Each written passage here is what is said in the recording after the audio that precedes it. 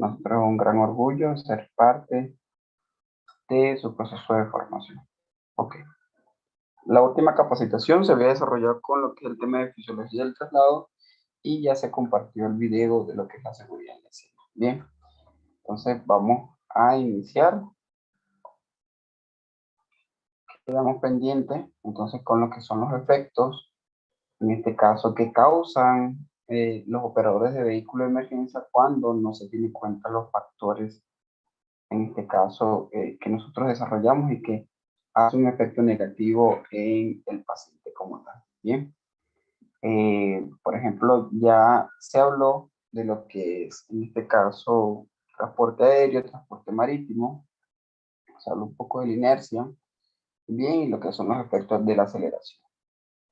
Entonces, en los efectos de la aceleración podemos encontrar este tipo de variantes o factores que influyen directamente y hacen un desarrollo como una hipotensión, una taquicardia, modificación del segmento ST, aumento de la onda P, ¿sí?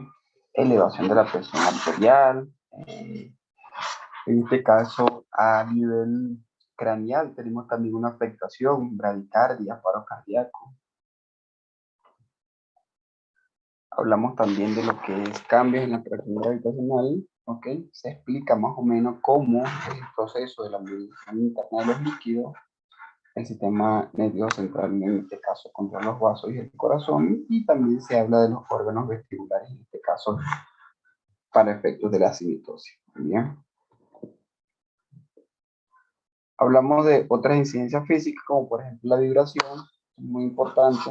La vibración puede producir destrucción hípica, capilares y sanguíneos, aumento de hemorragia, ocasiona en este caso respuesta vegetativa, ventilatoria y circulatoria como tal. ¿Qué sugerencia traemos para esto? La vibración puede reducir utilizando vehículos en buenas condiciones mecánicas, con suspensiones adecuadas, en este caso una camilla flotante e inmovilización al paciente como tal, teniendo en cuenta los criterios nuevos que se vienen manejando, los criterios Nexus, con el tema de la inmovilización y reducción de movilidad. No todo paciente se requiere hacer la reducción de movilidad, pero sí nosotros a nivel de traslado como tal, sí podemos requerir o solicitar la reducción de movilidad en temas de seguridad del paciente. Bien, no como un proceso para reducción de movilidad según el trauma, sino como aseguramiento para el Estado.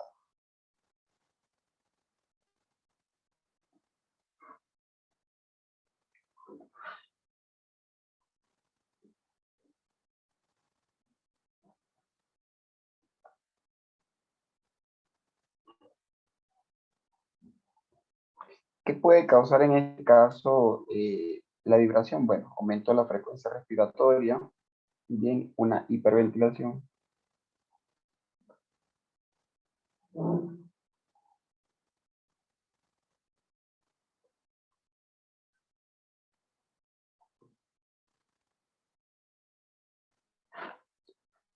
Aumento de la frecuencia cardíaca, en este caso taquicardia, una resonancia en órganos internos, en este caso destrucción de tejido, ruptura de capilares, aumento de riesgo de hemorragia como tal, dolor al respirar a nivel torácico, mandibular o abdominal, dificultad para el hablar, cefalea, ansiedad, bien, y esto también puede ocasionar efectos psicológicos como estrés en el traslado como tal, bien. Esto depende mucho del operador de vehículo de emergencia porque es aquí donde radica la inspección de la ambulancia como tal, bien, y las sugerencias que se puede hacer para alguna actuación o modificación del tema de la suspensión.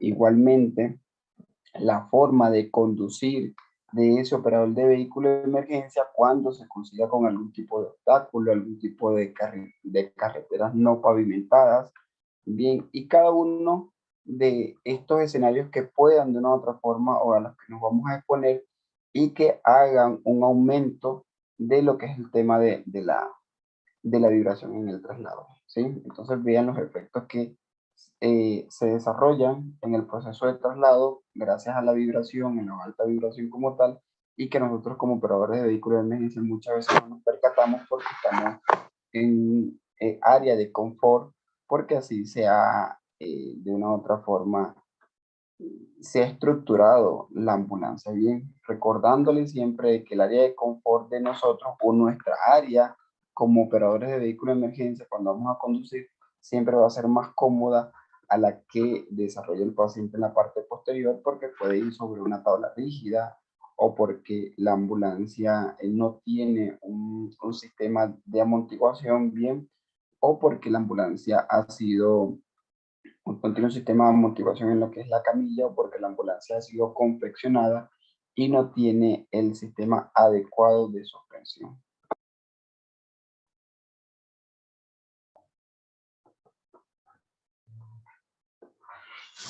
Ok, la vibración también puede causar algún tipo de efecto en los aparatos o en las herramientas que nosotros contamos dentro de la ambulancia como tal, como por ejemplo artefactos, en este caso, en monitores de tensión arterial, artefactos de electrocardiograma, artefactos de bomba, artefactos de oximetría de pulso, que muchas veces se requiere calibrar. ¿Bien?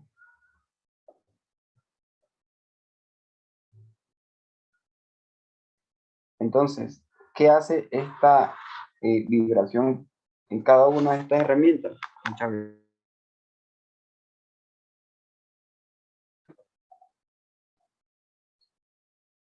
¿qué se recomienda? La vibración puede reducirse utilizando vehículos en buenas condiciones mecánicas, con suspensión adecuada, una camilla flotante e inmovilización del paciente. Bien, en este caso, pacientes politraumatizados, muchas veces se ha recomendado lo que es el colchón al vacío, que la ambulancia cuente con una camilla certificada, bien, porque muchas veces el colchón o la colchoneta de esa camilla no es la certificada como tal y no hace el sostenimiento correcto y la reducción la nivelación de reducción de movilidad correcta de ese paciente como tal. Bien, entonces, estas son una de las recomendaciones que nosotros hacemos en lo que es el proceso de reducir los factores de la vibración como tal en el traslado.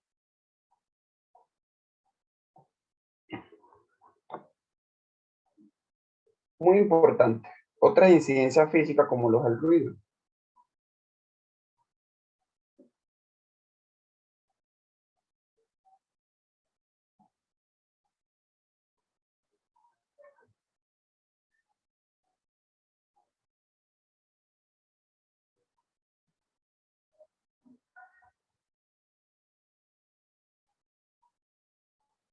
Puede asimismo impedir actividades dentro de la ambulancia como lo es auscultación del paciente, toma de la presión arterial y puede provocar fenómenos de ansiedad, agitación o descargas de adrenalina, en este caso taquicardia, bradicardia, hipertensión o hipotensión como tal, hiperventilación y otros trastornos de conducta. Muchas veces nosotros solemos trasladar a pacientes en donde el operador tiene de una u otra forma la costumbre de que desde donde parte, encender la sirena hasta donde llegue. Sale de una vez con su paciente y enciende la sirena. Muchas veces el trauma o la patología que presenta el paciente no genera una alerta bien o no genera de una u otra forma que el, el traslado sea al 100% con el sistema sonoro como tal. Bien, ahí se ha hablado por muchos años, hace mucho tiempo se vino hablando de que si es necesario se coloca el ruido, si no es necesario no se coloca el tema de la sirena como tal. Saludos Tommy, bienvenido. Entonces, esto de una u otra forma se ha desarrollado esa costumbre como tal, en donde no es necesario. ¿Por qué? Porque el ruido también hace algún tipo de afectación a nivel del paciente. Bien, y cuando nosotros desarrollamos ese traslado también estamos teniendo algún tipo de afectaciones nosotros, bien, más que todo a nivel psicológico como tal. Entonces, recomendaciones para esto. La sirena debe ser ubicada en la parte frontal de la ambulancia. En este caso, mantener las ventanas cerradas y no utilizar la sirena en zonas urbanas, a menos que sea muy necesario. Mantener una adecuada insonoración, en este caso del vehículo de transporte, para hacer ese sistema de barrera. Bien.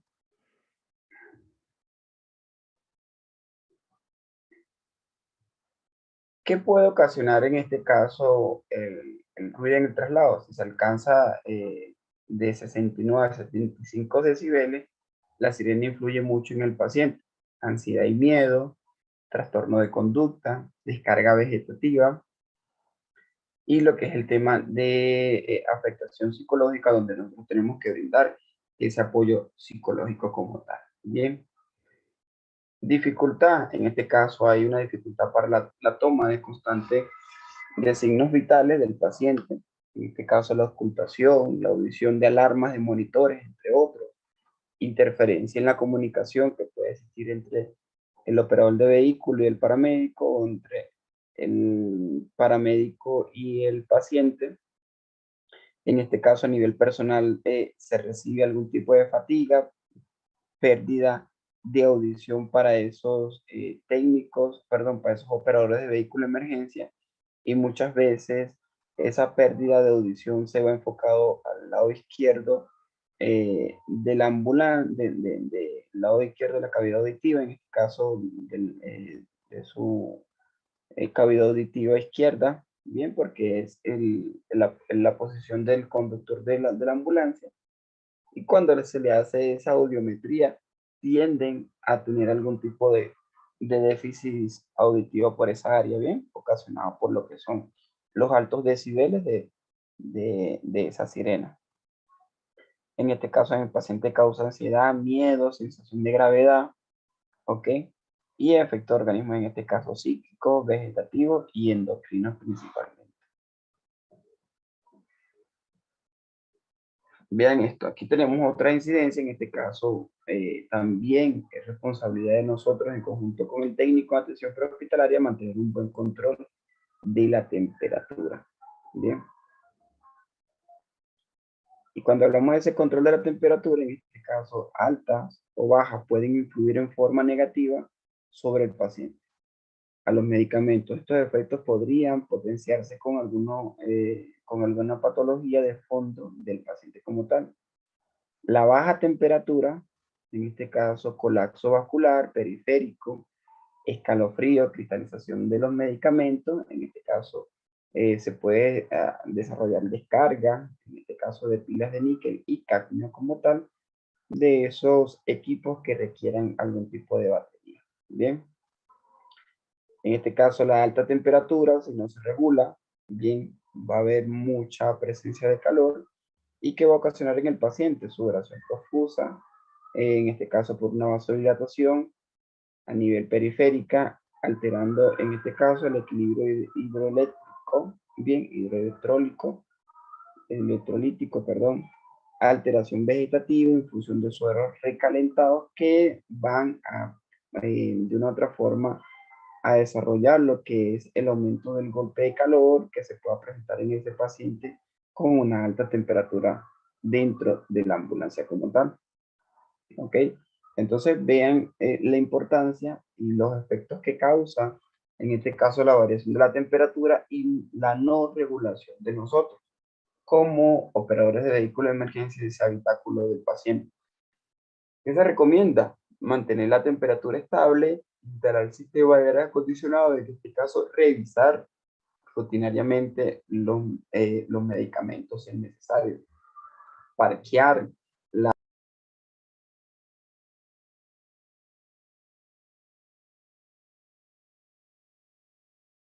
a la hora de, o en el momento, en la zona donde sea de una baja temperatura como tal, poder de una u otra forma eh, mantener la calefacción de esa ambulancia, ¿ok? Frecuentemente para poder desarrollar una buena atención cuando lo requiera, ¿ok? ¿Qué efecto causa la temperatura en el traslado? Bueno, En este caso, el aumento de la temperatura en el habitáculo de la ambulancia produce efectos al paciente: vasodilatación periférica, alteración vegetativa, sudoración, náusea o palidez. Esto se recomienda principalmente en temas de recién nacido, pacientes con patologías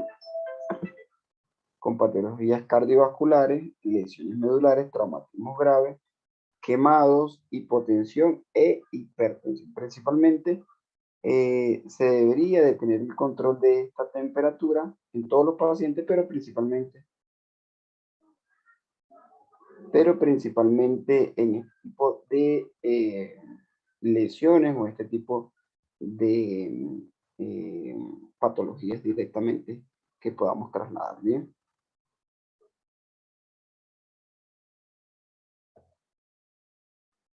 Ok. Otro tipo de factores físicos en el traslado, bien, en este caso se genera por lo que es el cambio de velocidad, lo que es la aceleración y la desaceleración. En este caso produce movimientos de sentido contrario al del medio de desplazamiento, efectos en organismos, alteración de presión líquido, medios internos, tipos de aceleración que se pueden presentar y que nosotros vamos a desarrollar en el traslado van a ser longitudinales o lineales, que es la aceleración y la desaceleración de la ambulancia. Transversales o verticales, en este caso son gran altitud, muchas veces o generalmente se presentan en traslados aeromédicos como tal, pero también nosotros lo podemos desarrollar y lo podemos generar cuando realizamos un traslado de una zona alta, de una zona montañosa, de una zona de gran altitud y vamos en proceso de descender. Bien, entonces se puede presentar lo que es la aceleración transversal o vertical.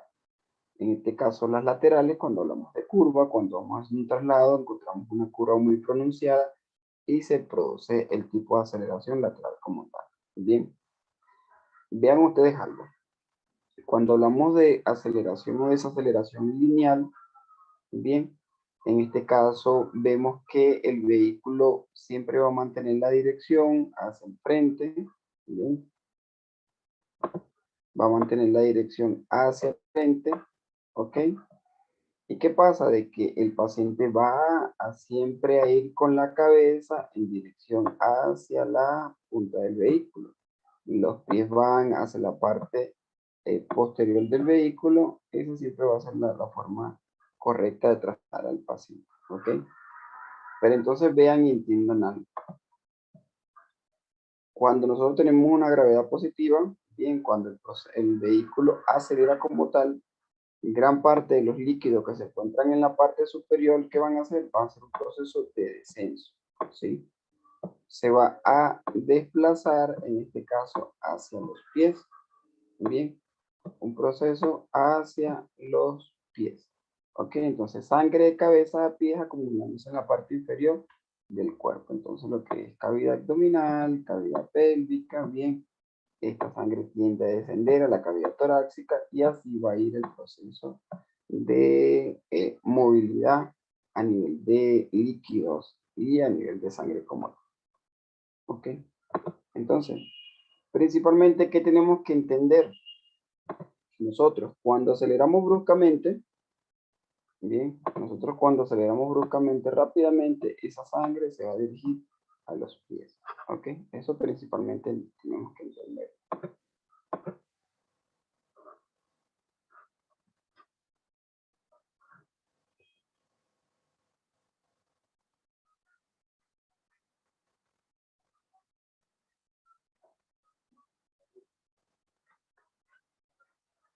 Ok, aquí, ¿qué genera de una otra forma el efecto de aceleración? Alteración presión líquido en el medio de desplazamiento. En el organismo tenemos receptores de presión, en este caso barroreceptores a nivel del sistema nervioso, que detectan esos cambios. ¿Qué se va a generar? Bueno, principalmente se puede generar una vasodilatación, ¿ok? Se puede generar una vasoconstricción también igualmente, un divarismo, bien, puede haber un accidente cerebrovascular, puede haber una hipertensión arterial, una hipotensión arterial, puede desarrollarse una hipertermia o una taquicardia. Porque ¿qué pasa? De que nosotros, bueno, principalmente ese paciente ya está presentando una patología base, ya está presentando un trauma del por qué ha sido trasladado. Bien, entonces ese paciente o ese organismo está en una lucha para poder de una u otra forma estabilizarse. Bien, para poder estabilizarse como tal. Igualmente, el paramédico va en un proceso de estabilización de ese paciente. Nosotros, al desarrollar el proceso de aceleración brusca, podemos desarrollar una vasodilatación. ¿Por qué? ¿Y qué es una vasodilatación? Cuando, por aquí, ¿qué es una vasodilatación? Bueno, normalmente vamos a hablar de que esta es una arteria, bien, ese es en el estado normal. Vamos a entender que una vasodilatación ya es cuando se coloca esa arteria un poco más grande por señales que se le está enviando del sistema nervioso central. Bien, en este caso, por el cerebro. ¿Ok? Entonces, él recibe una señal, él está en estado normal, ¿ok? O puede estar en un estado más pequeño, que sería una vasoconstricción. Bien, y aquí tenemos una vasodilatación. Ok, entonces está en un estado normal. Bien.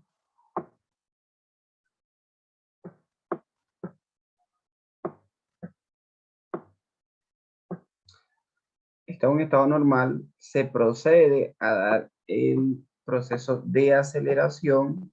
La sangre, en este caso, se distribuye o se direcciona a la parte inferior, ¿sí? Entonces, ¿qué pasa? En el cerebro no está llegando una correcta irrigación por el cambio de velocidad que se está generando, ¿bien? Entonces, ¿qué pasa? De que aquí no está desarrollándose una buena irrigación, y cuando hablo de irrigación, hablo de llegada de sangre, en este caso los tejidos, vamos a hablar y vamos a generalizarlo al cerebro. ¿Y qué dice el cerebro? Algo está pasando. Algo está pasando en mi sistema circulatorio, ¿sí? Entonces, como no está llegando una sangre adecuada, no está llegando un oxígeno adecuado, como no hay una buena irrigación, el cerebro da la orden, aquí lo tenemos, bien, ok,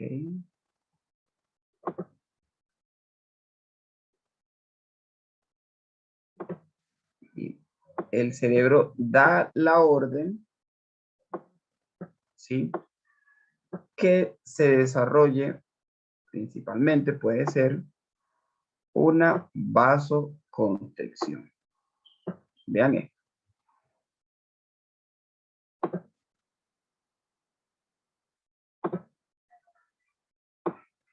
Que se desarrolle una vasoconstricción, ¿sí?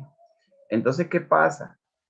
Aquí, en los brazos, en el abdomen, ¿sí? En la pelvis, bien, empieza a esa arteria a reducirse. Está en un estado normal y empieza a reducirse como tal. ¿Qué va a pasar aquí, señores? Como no hay pérdida de sangre, como no hay pérdida de líquido, bien, y el cerebro no está bien definido, no está bien claro qué es lo que está sucediendo, porque él simplemente lo que está detectando es que no está llegando buena irrigación sanguínea al cerebro, él manda a dar la señal de una vasoconstricción, ¿ok? Entonces, ¿qué pasa? Se hay la vasoconstricción, pero el operador de vehículo de emergencia tiende ya a normalizar la velocidad, ¿bien? Tiende a normalizar la velocidad. Entonces, si él aceleró de 0 kilómetros por hora a 60 kilómetros por hora en tantos segundos, bien, y después hace un proceso de sostenimiento, ya después se mantiene en 70 kilómetros por hora, bien, se mantiene en 70 kilómetros por hora, ¿qué va a pasar? que como no se ha perdido sangre, no hay pérdida de sangre, sino hay movimiento del líquido como tal, ¿qué va a pasar? Que esa sangre, bien, una vez se dirigió a lo que es la parte inferior, va a regresar a el lugar donde se encontraba, o lugar de su división o de su estructura como tal. ¿Y cuál va a ser su lugar de estructura? Cráneo, tórax, abdomen. Bien, ¿sí?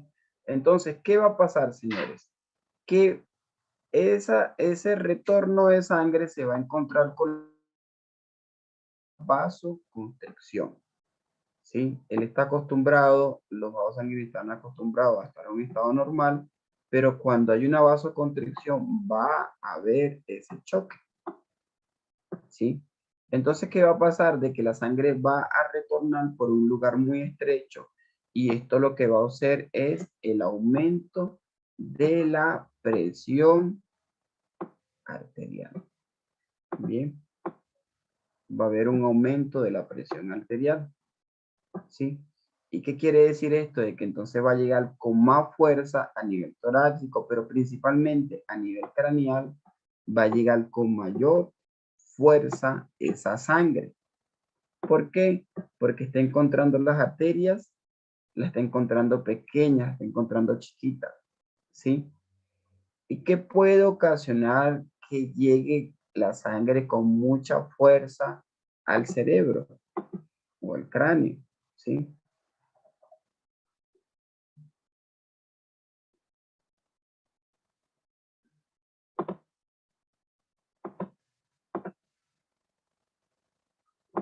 ¿Qué puede ocasionar? Puede ocasionar esto, un accidente cerebrovascular, ¿sí?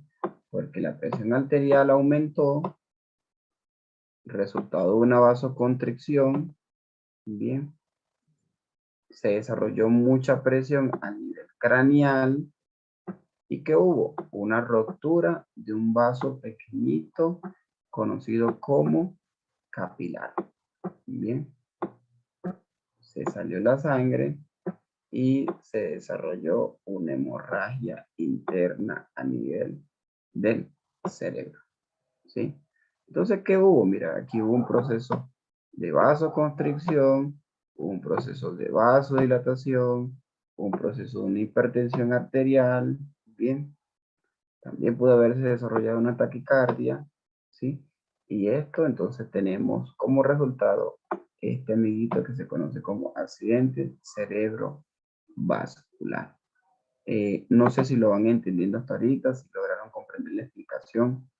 Tommy, bienvenido. Si quieres dar también algún aporte a esta parte.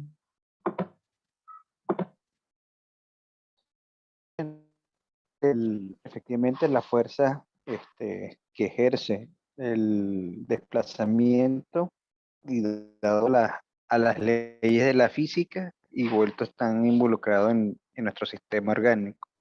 Entendiendo como tú dices, nosotros tenemos tanto líquido como gaseoso como sólido. Y como tal, cada uno de esos componentes va a tener su comportamiento en función a sus leyes físicas.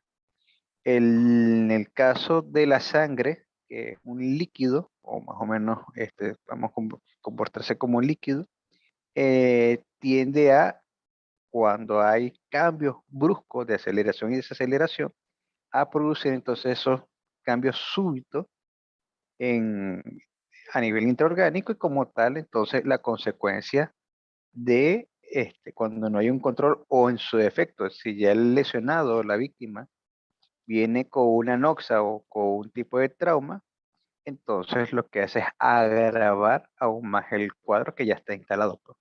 Entonces, la importancia de conocer estos fenómenos físicos y cómo interactúan a nivel orgánico para aquellas personas que no lo sepan, entonces de una vez tengan conciencia de que cuando se colocan o se establecen las limitaciones en cuanto a velocidad y en cuanto a conducción, tiene su base fisiopatológica, pues, como tal.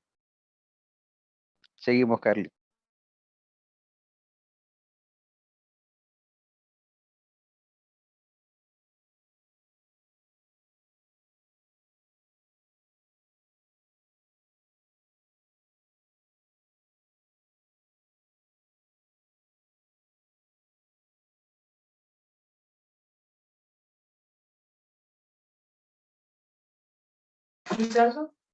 Ok, gracias, Tommy.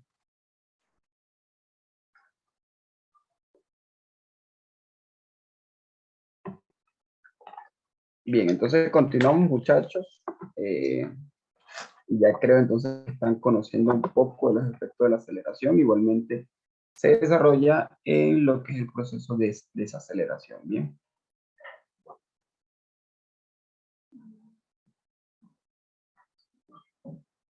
Aquí podemos entonces ver que se habla de la hipoperfusión cerebral con pérdida de la conciencia. Esto también lo podemos ver en el proceso de aceleración, y taquicardia reflejada, disminución de la presión a nivel craneal, hipotensión, ¿sí?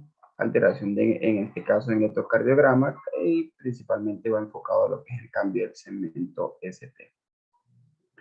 ¿Qué medidas podemos recomendar nosotros en el proceso de aceleración? Conducción prudente y regular, material asegurado, uso de humbos para drogas, posición del paciente en la recomendada según el trauma o la patología que pueda presentar, teniendo en cuenta de que no todo paciente se traslada acostado, sólido amarre en la camilla, bien, por en este caso para el proceso de aseguramiento,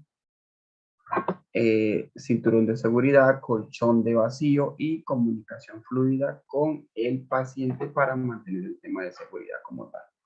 ¿Ok?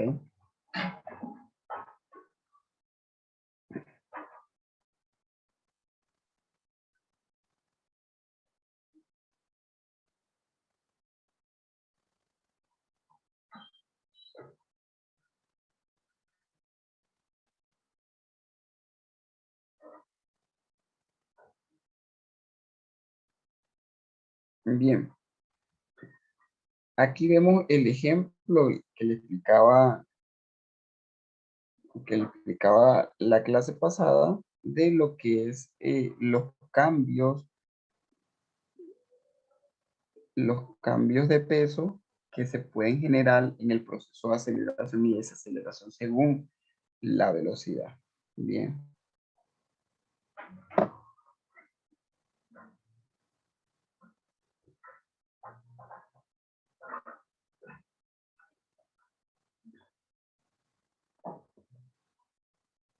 Ok, ya entonces entramos con lo que es el tema de recomendaciones. El paciente irá acostado de cúbito dorsal o según lo requiera el trauma o la patología que presente el paciente.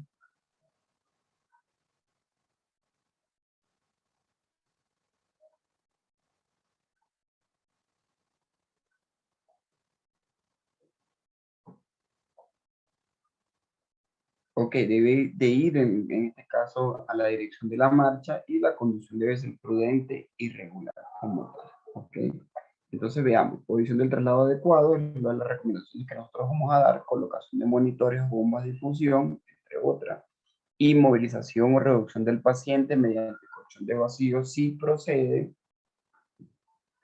protección y fijación de materiales, correcta sujeción de camilla, nosotros debemos de asegurar esa camilla correctamente porque se han evaluado muchos casos en donde no se asegura y el paciente empieza a hacer un movimiento incorrecto con la camilla que puede terminar en aumentar el nivel de lesión de ese paciente y también del paramédico, porque la camilla va a ir sin control en el proceso de movilización. Bien, abrigar al paciente cuando lo requiera, en este caso recomendaciones directamente para el técnico, ¿sí? Para controlar lo que es el tema de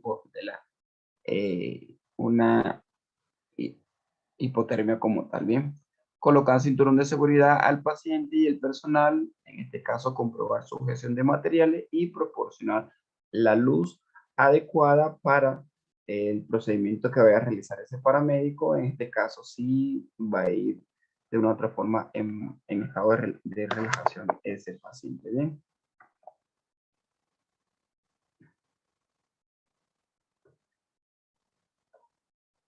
Ok.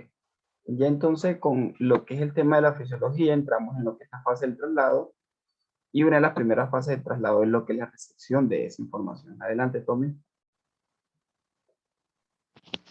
Echa para atrás las dos diapositivas donde está el aseguramiento del paciente.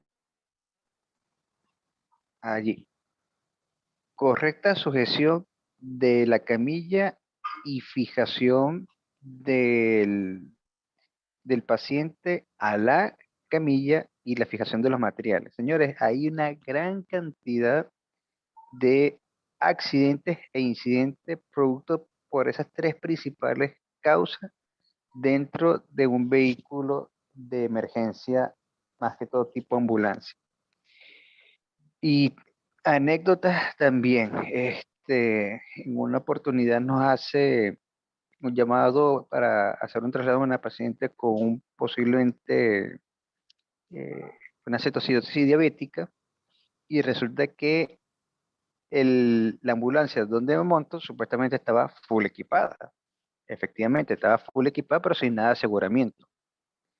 Cuando la montamos en la camilla, que la vamos a trasladar, el chofer tuvo que esquivar a otro vehículo y, y la parte de la cabina, la rueda pegó en una de las islas y ha saltado la paciente, pegó la cabeza contra un estante y otra vez se regresó. Menos mal que aterrizó otra vez nuevamente en la camilla.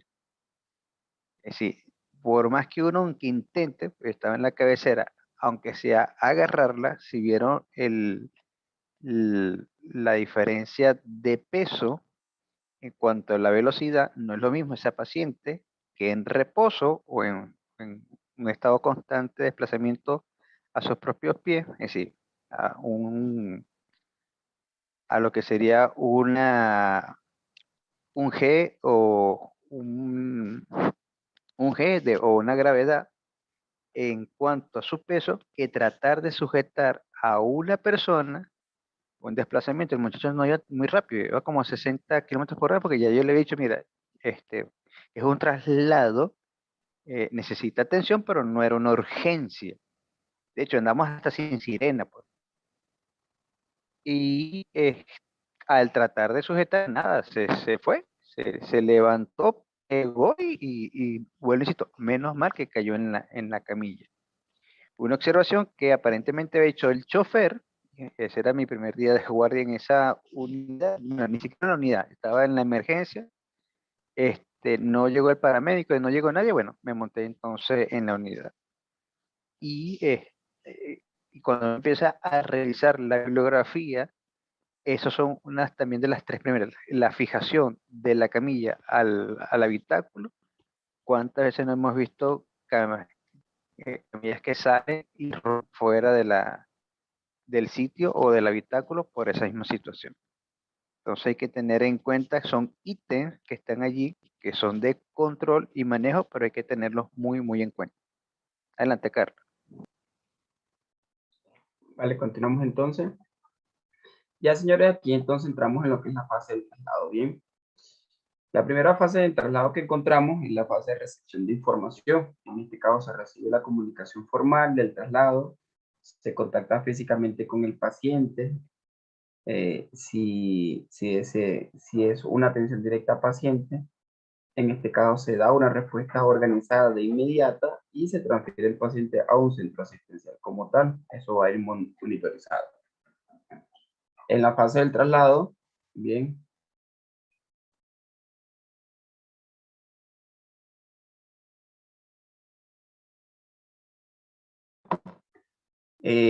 hay una actuación protocolizada o bajo unos lineamientos, en este caso de soporte necesario antes de iniciar el traslado.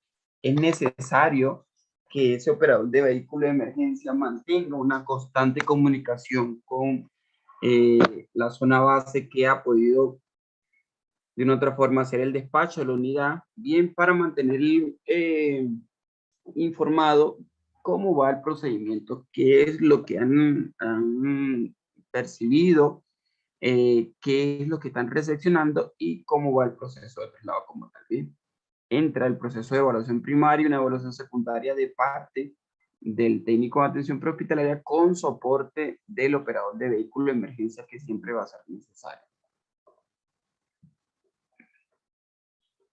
En este caso, Hablamos del traslado y comienza cuando se instala al enfermo o al paciente lesionado o víctima dentro de la unidad de traslado como tal. Bien, entonces aquí ya entra la experiencia, el conocimiento del operador de vehículo de emergencia en saber, según las recomendaciones que le está indicando el paramédico, saber cuál es el centro asistencial más eficaz según la patología o trauma que está percibiendo este paciente. Bien, tomar la ruta más adecuada para tener acceso más rápido al centro asistencial y trasladar de la forma más correcta. Bien, cuando hablamos de transferencia, hablamos del traslado termina cuando el paciente es ingresado o admitido por el personal, en este caso de destino, al centro asistencial más correcto que ya es aceptado.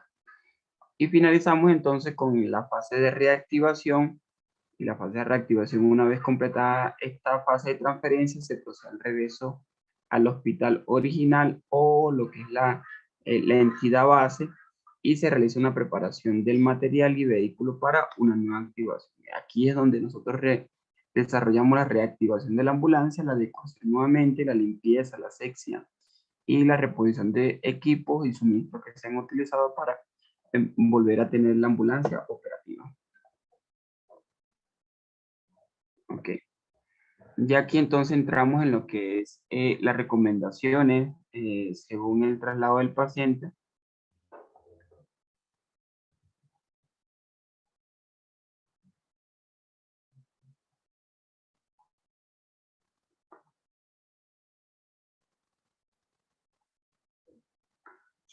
Ok, según la enfermedad o trauma que presenta el paciente, aquí es donde decía de que no todo paciente se traslada acostado, ¿sí? No todo paciente debe trasladarse de cúbito supino, sino que haya que hacerle algún tipo de adaptación a la camilla para que sean lo más eficaz posible. En este caso, por ejemplo, tenemos de cúbito supino con control semicorporado como tal, pacientes estándar sin alteración ventilatoria, circulatoria o neurológica.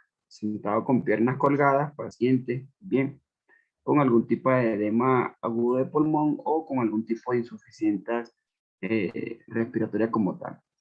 Posición de seguridad, pacientes con bajo nivel de conciencia sin posibilidad de dar la vía aérea. Y de cúbito supino a 180 grados con cabeza y troncos alineados, en este caso todo paciente politraumatizado con patologías de médula espinal. Bien, en este caso se recomienda mucho. Hay otro tipo de recomendaciones también enfocadas para este tipo de pacientes. Hablamos de cúbito supino en Trendelenburg, que esta posición de Trendelenburg en la actualidad no se está recomendando mucho como tal, presencia de hipotensión y estado de hecho.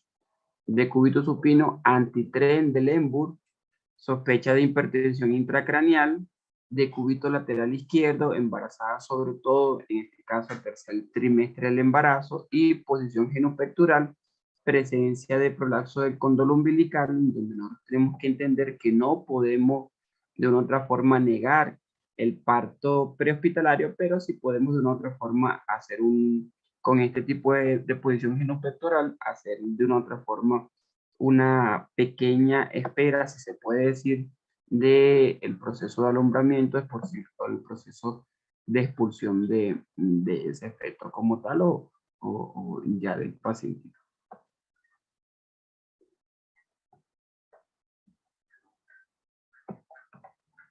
Ok, aquí podemos ver lo que es la lesión, el tipo de... déjenme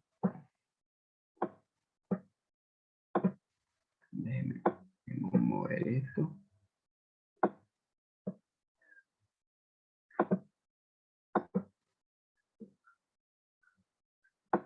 Ok, aquí podemos ver el tipo de posición. Bien, déjenme buscar la presentación de las posiciones como tal. Dejo de compartir. No sé si Tommy quieras dar algún aporte hasta ahorita mientras busco la presentación. Bueno, como tú dices, ya lo que nos está hablando de restricción de movimiento espinal, no todo el mundo tiene que ser empaquetado para ser trasladado, más todo el mundo debe estar asegurado durante el traslado. Son condiciones totalmente distintas que se están siendo más aún,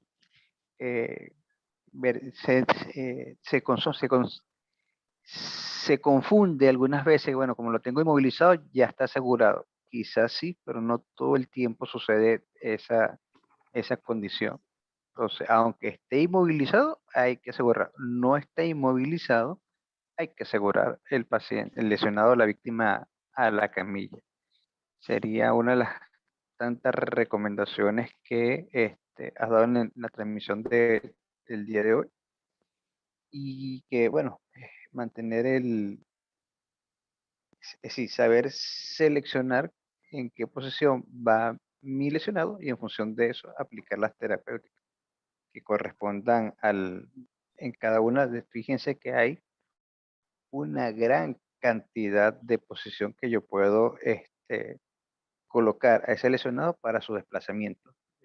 La posición de cúbito dorsal no es la única ni la universal. De hecho, se está considerando la posición lateral de seguridad, incluyendo en el traslado en vehículos de emergencia, como una alternativa, ya que mejora la condición fisiológica del lesionado de forma general. Pues su respuesta es un poco mejor comparado a llevarlo en decúbito dorsal como tal. Y más aún, la contemplación de tenerlo y someterlo a la lumbar por extremadamente mucho tiempo. Ya vas entonces a iniciar la presentación.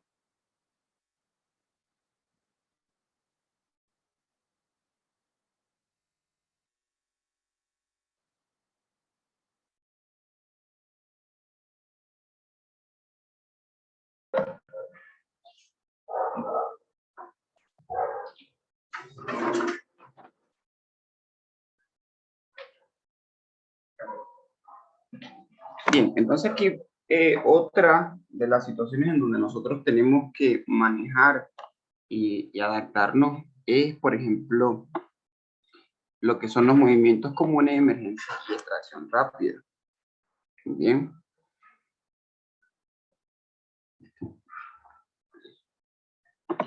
Técnicas de traslados, en este caso arrastre en esos hogares con técnicas correctas, por ejemplo,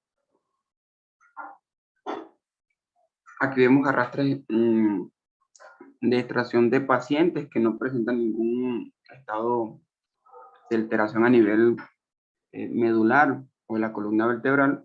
Bien, y necesitamos hacer una extracción rápida de ese paciente. Arrastre con mantas, como lo ven en el ejemplo. Arrastre por hombros, apoyo de un rescatador, arrastre de bomberos, con las manos sujetadas cuando el paciente se encuentra inconsciente.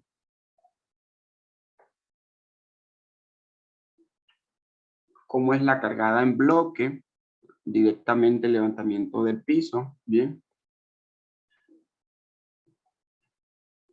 Cómo es el levantamiento en este caso de extremidades, bien, en donde un rescatador se coloca una mano debajo de la cabeza, brazo y toma la muñeca como tal.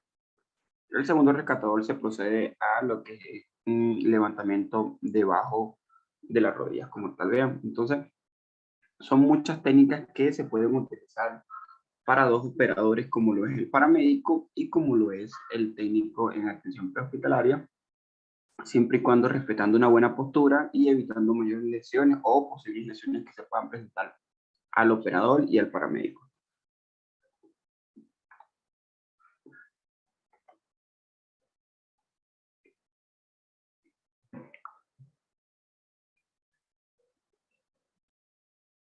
Aquí podemos visualizar que ya el paciente se puede posicionar directamente en la camilla y se procede a hacer el traslado de esa persona que posiblemente ha tenido una dificultad respiratoria o posiblemente ha tenido un desvanecimiento, un síncope, una lipotimia, un proceso de deshidratación, entre otras que no está afectando directamente o no está presentando alguna lesión a nivel cervical o medular. Esto también muchas veces se ve o es algo cotidiano en el traslado y la atención de un paciente por una enfermedad repentina, paciente que se encuentran quizás postrado en una cama, bien, en donde tenemos que colocar, tenemos que traer el paciente de esa cama y colocarlo en la camilla directamente.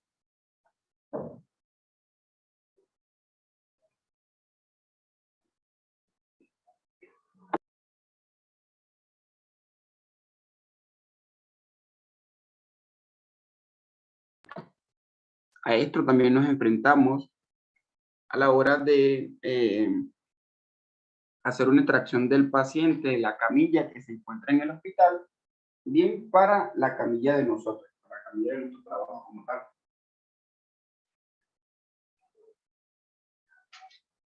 ¿Sí? Entonces aquí hay que hacer utilidad de esas herramientas que se encuentran, como por ejemplo es la sábana, saber utilizar la sábana, saber colocar la camilla del paciente y la camilla de nosotros, la ambulancia, a una altura aproximada y tener la agilidad de poder movilizar a ese paciente sin causar algún tipo de lesión mayor o de algún movimiento brusco. Bien, adelante, Tommy. ¿Alguno de los presentes ha utilizado algún dispositivo para el traslado de una camilla a otra distinta a la sábana? ¿Cuáles serían otros mecanismos que utilizarían o utensilios?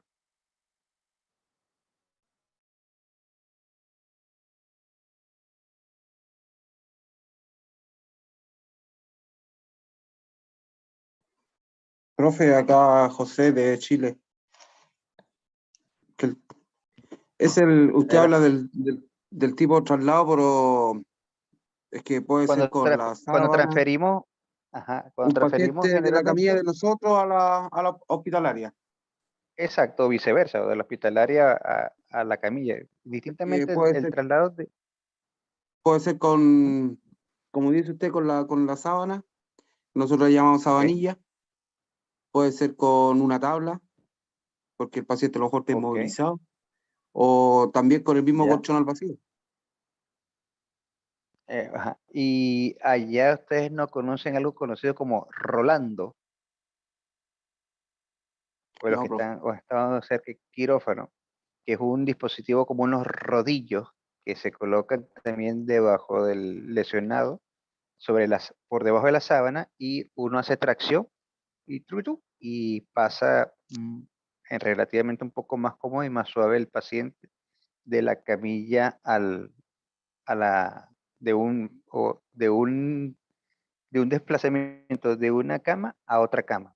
No habla de camilla y cama, sino No, de una yo cama creo a que acá otra. no, porque de hecho nosotros como SAMU lo han ido a buscar para que Ajá, hagamos rotación a los pacientes en la UCI.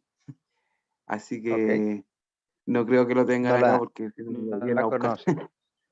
No. Ok, bueno, ahí ese tipo de dispositivos, para el que no lo conozca, lo pueden buscar, dispositivo de rodillo de transferencia. Ese tipo de dispositivo ya está en desuso prácticamente. Se ha sustituido, valga la redundancia, con una tabla más delgadita. Está forrada por lo que nosotros llamamos como una sábana, pues. Lo mismo, pero es una envoltura sin fin que desplaza y hace la forma de rodillo o, en dado caso, la misma sábana sobre una lomboard. Es como si hubiésemos agarrado la lomboard, le colocamos una sábana alrededor que ruede y lo podemos trasladar, pero súper delgada y súper liviana. De hecho, hay unas que soportan hasta 200 kilogramos. Es la que más que he visto por allí de manera comercial. Y que vienen plegables y al tú desplegarla tienen aproximadamente una distancia de cobertura de 160 centímetros, así 1,60 metros. Así que es más que suficiente para que un tórax, la pelvis, uno la puede desplazar, que son las áreas un poco más pesadas. Entonces, hay esos dispositivos, lamentándolo muchas veces, nuestras instituciones quizás la tengamos y no lo utilizamos, porque sí, muchas veces también pasa cuando personal que se están incorporando a esta área y uno le, mira, pásame el Rolando, y quedan como que mirando al techo porque muy poco centros lo utilizan, pues. Por lo menos en los que yo he estado, trato en lo posible de que exista porque es una ayuda a la parte fisioergonómica del el personal, tanto de enfermería como prehospitalario. Entonces lo pueden buscar y hacer por lo menos unas revisiones al respecto. Que ya ese mecanismo de traslado de rodillo o de transporte o de transportación se está dejando en desuso para utilizar uno plano, pero que permita el desplazamiento como tal. Es mucho más cómodo y más sencillo también. Hay bastante videos. Voy a ver si en lo posible se lo paso a Carlos para que se lo haga llegar a ustedes y lo conozcan, pues. Y lo empiecen a pedir, porque como todo, no es tan bueno, uno dice no es tan costoso que un personal salga de reposo por hacer un tirón o hacer un desplazamiento de una persona bastante robusta, pues. Entonces, nadie le va a pagar una hernia, nadie le va a pagar una dislocación, nadie le va a pagar una ruptura o una contractura muscular. Entonces, son alternativas que tenemos entonces en los desplazamientos de pacientes. Seguimos, Carlos.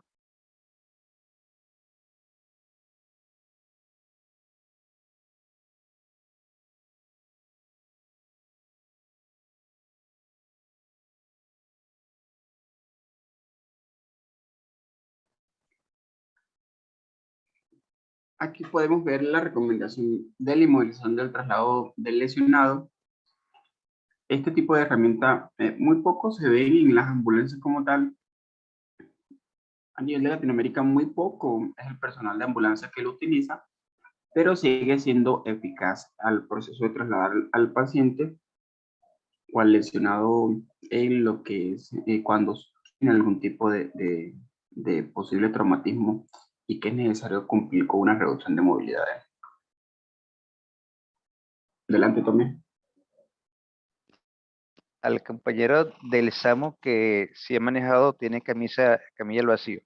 ¿Dónde colocan la válvula? ¿A los pies o a la cabeza?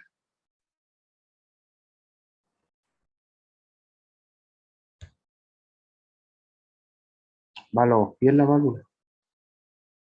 Que nosotros tenemos, ese, por ejemplo, ese colchón que usted tiene ahí, nosotros tenemos otro tipo de colchón.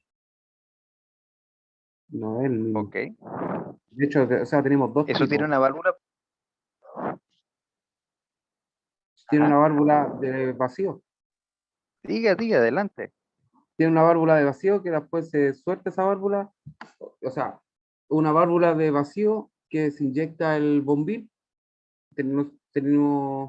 Y con el bombín se le va sacando el aire que tiene dentro del colchón.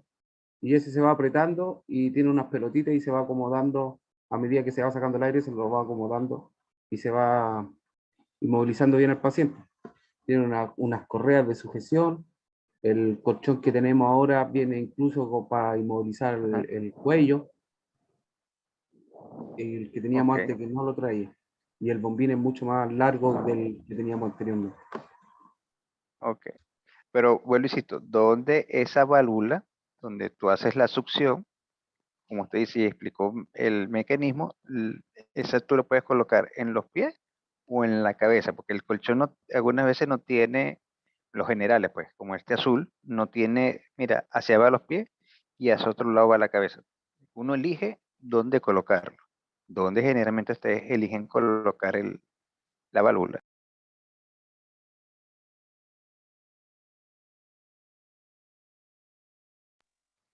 La válvula la coloca como está ahí, hacia la cabeza o a la parte cefálica del paciente, o ustedes utilizan esa válvula para que quede en los pies.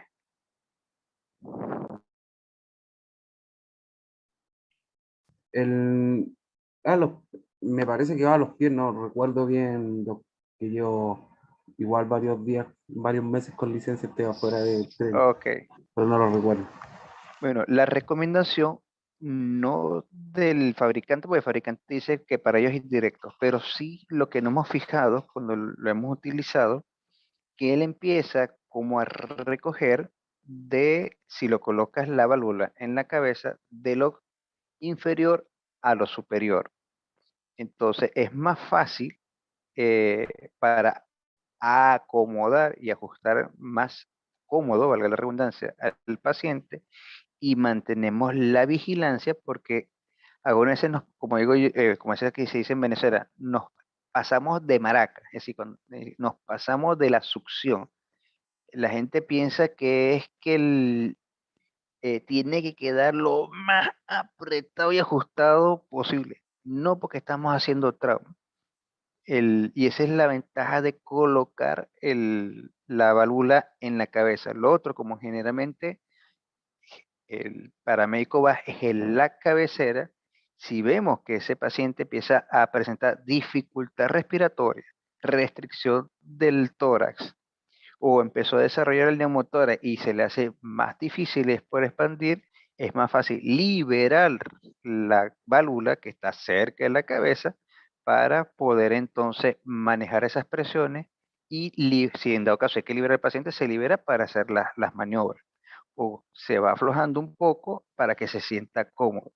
Por eso le digo, unas veces cuando utilizamos este tipo de dispositivo, muchas veces lo que nos recomiendan es agarrar y chupe, chupe, chupe, chupe, chupe, y hasta que el paciente no esté, para hacer una exageración, morado y apretado, no funciona, no. La camilla se amolda al lesionado y que quede lo justo y necesario para que no haya, es decir, para restringir el movimiento.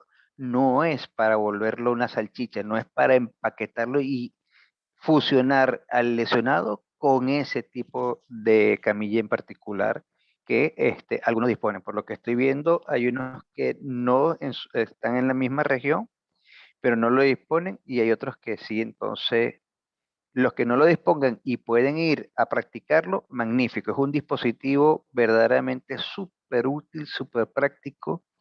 Aquí he tenido la oportunidad en Venezuela de utilizarlo y de enseñarle a gente que están dentro de esa ambulancia y ni siquiera tenían idea de para qué era ese tipo de dispositivo. Verdaderamente es muy útil, pero sí también cae en buenas manos para utilizarlo, porque si no, igualito produce daño. Hay que estar entonces pendiente.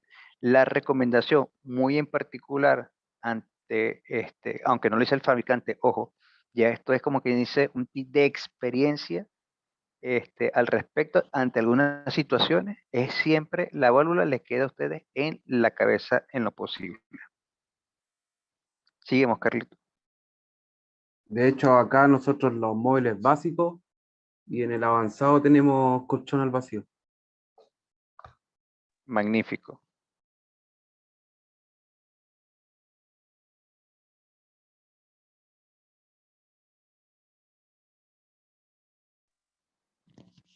Carlos. Bien, Tommy, ya. Continuamos entonces. Aquí vemos entonces una de las primeras recomendaciones. Bien.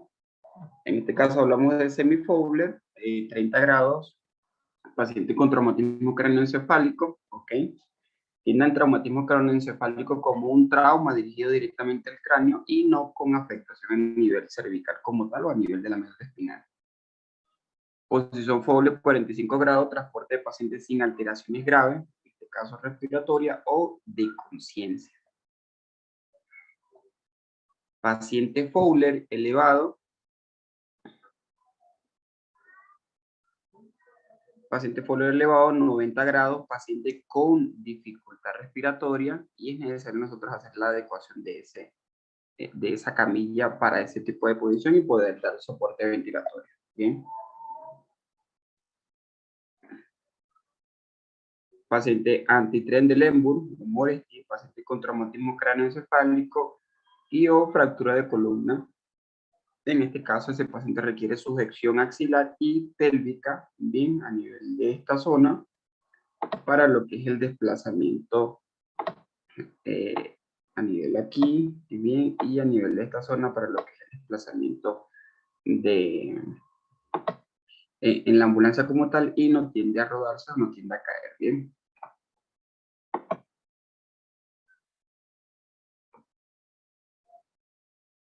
El de modificada posición anti-shock y o lesiones espinales como tales, la que de una u otra forma, según la evidencia, no está trayendo mucha eficacia como tal a la hora de trasladar al paciente con un proceso de estado de shock. Adelante, Tony. Para los compañeros, de todos los shocks, de momento, ¿cuál es el shock en el cual está contraindicado esa posición?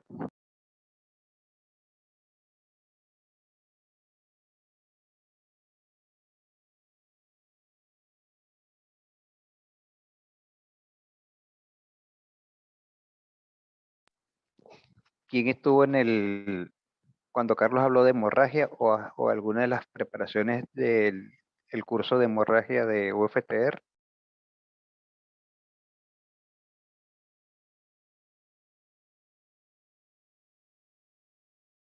Tranquilo, con confianza, amigo. Estamos en una aula académica. Aquí no es, es para poder hacer un consenso de cómo estamos hablando a nivel del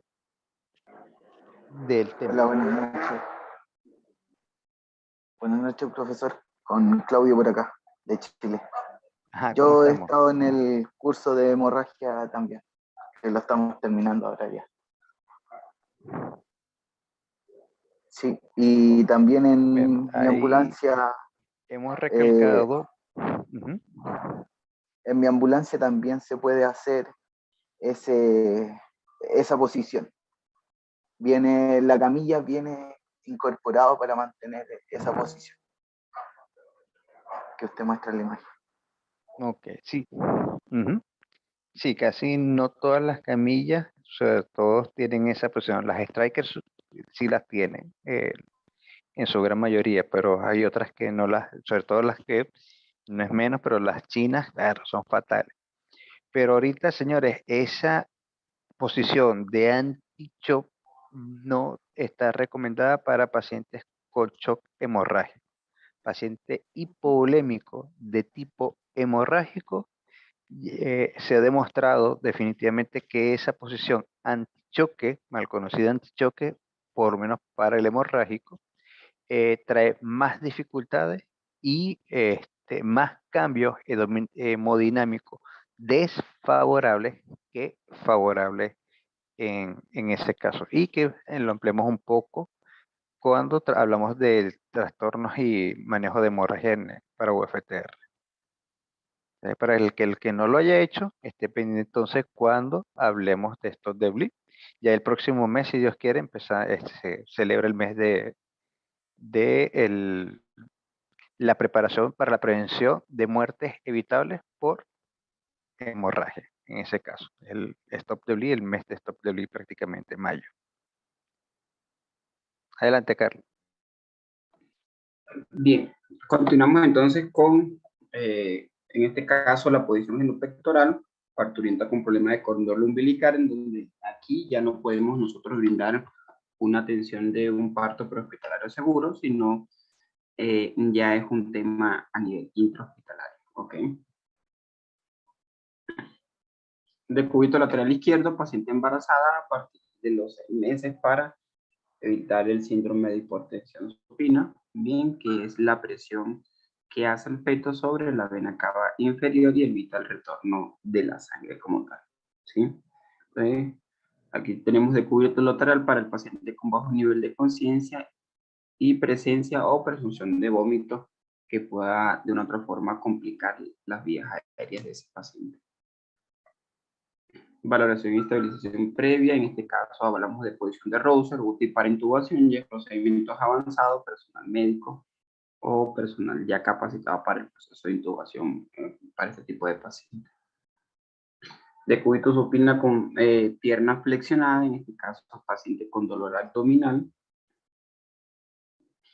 Decúbito dorsal, paciente con posible traumatismo medular o cervical, la que cotidianamente utilizamos. ¿Sí? Y aquí ya podemos entonces darle finalidad a la actividad, ya con las recomendaciones del traslado del paciente según las adaptaciones de la camilla, con las fases del traslado y la fisiología del traslado como tal. Bien, entonces aquí abrimos el proceso de preguntas y debate. ¿Alguna duda que quieran aclarar? ¿Algún tipo de interrogante que puedan desarrollar?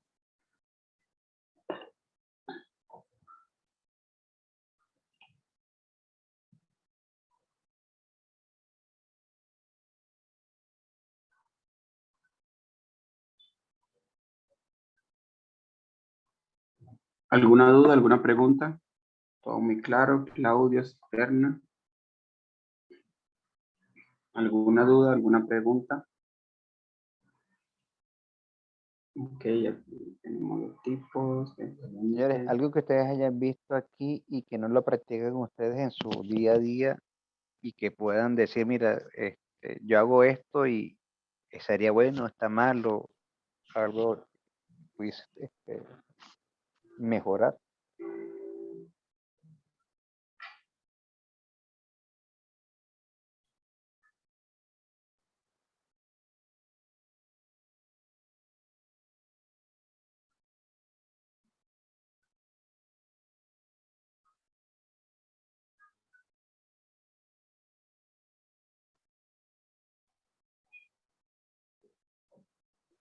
No es un colchón inflable, es un colchón al vacío.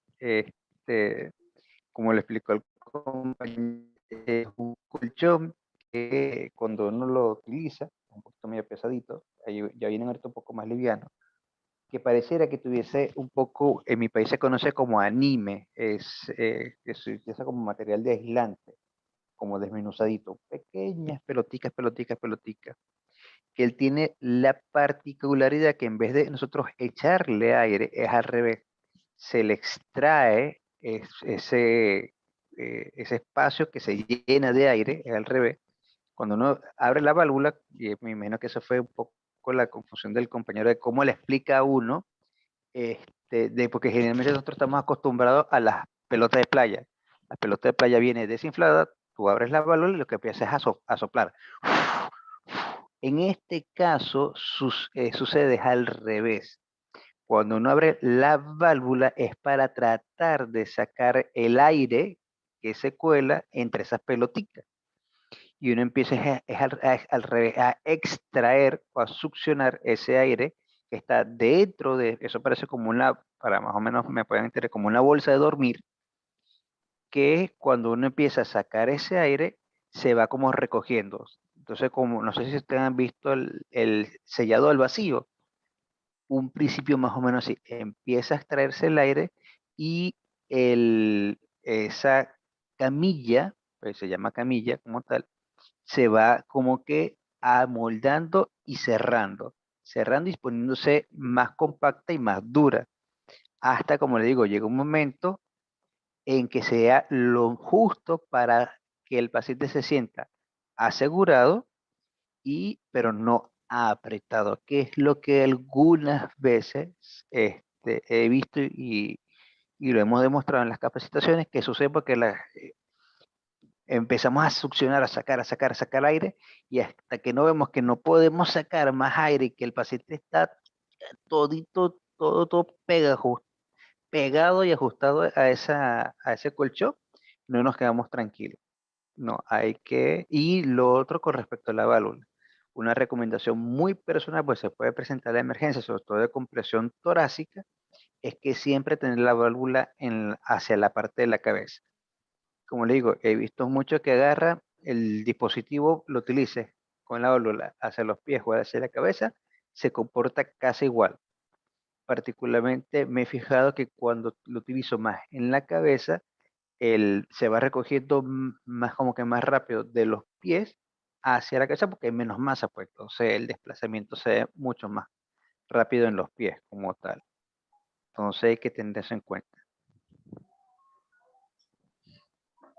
Bien, bueno, si no hay ningún tipo de preguntas, otro tipo de aclaratoria como tal.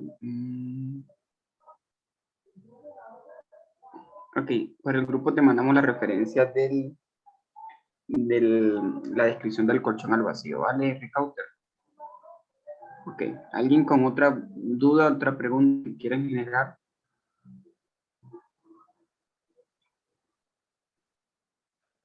¿No? ¿Sí?